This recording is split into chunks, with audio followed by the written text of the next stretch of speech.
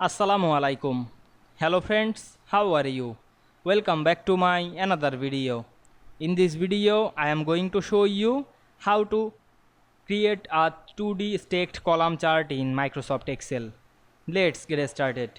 At first, you have to open your Excel workbook.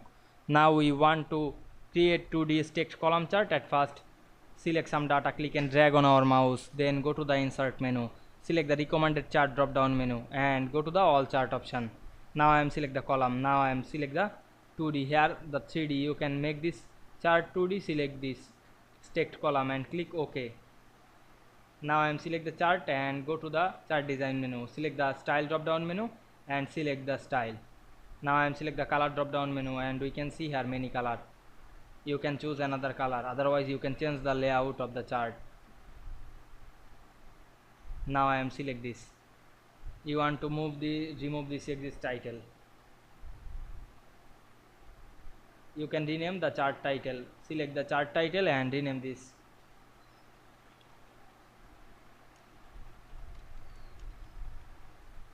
Now we can see we make a 2D stacked column chart in Excel very easily. I hope you enjoyed my video. Please like, comment, share and subscribe my channel.